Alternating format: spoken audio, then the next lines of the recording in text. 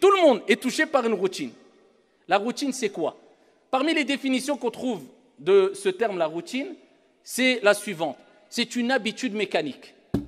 Tu es chez toi, eh bien, tu vas te diriger vers ton robinet, tu ouvres ton robinet, eh bien, voilà que l'eau coule et tu bois. Tous les jours, plusieurs fois par jour. C'est la routine ou pas? Non, c'est une habitude mécanique. Tu rentres chez toi, tu as le chauffage. Tu rentres chez toi, tu sais qu'il y a un frigo dans la cuisine. Tu ouvres le frigo, tu sais qu'il y a de quoi manger. C'est une routine. Car c'est une habitude mécanique qui se répète chaque jour. La routine peut être bonne ou mauvaise. Mais dans tous les cas, il faut savoir que cette routine-là, eh bien, si elle te pousse à la banalisation des choses, elle te détruit. Retiens bien cela dans la tête. Elle te détruit. Cette routine que tu vis tous les jours, quand tu te rends à la mosquée chaque jour, c'est une bonne routine, soit. Mais le fait de se rendre à la mosquée tous les jours de manière mécanique, de sorte que tu banalises ce bienfait qui est que, à proximité de chez toi, tu as une demeure de Dieu, tu as une mosquée où tu peux te rendre, rencontrer tes frères, rencontrer tes sœurs, t'épanouir spirituellement, trouver un apaisement, prier. Le fait de rendre banale cette chose, eh bien, te poussera à être ingrat. C'est-à-dire que tu ne remercieras plus Dieu pour ce bienfait.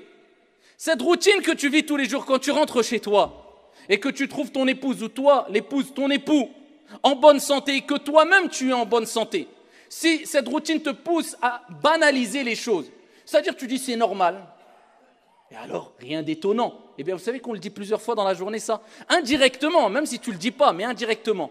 À quel moment tu le dis?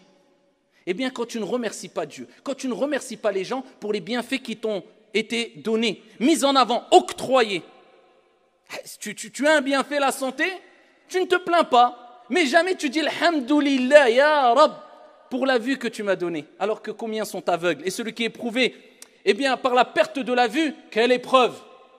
Qu'Allah Jalla wa Ala nous en préserve. Quelle épreuve! Tu ne peux plus voir ta mère, ton père, tes enfants, ton épouse, ton époux. Les bienfaits de Dieu, la beauté de la création divine, tu ne peux plus le voir, tu t'imagines? Ça, je parle que des yeux. Alors, parlons des mains, parlons des membres, parlons de l'ouïe, parlons de l'odorat.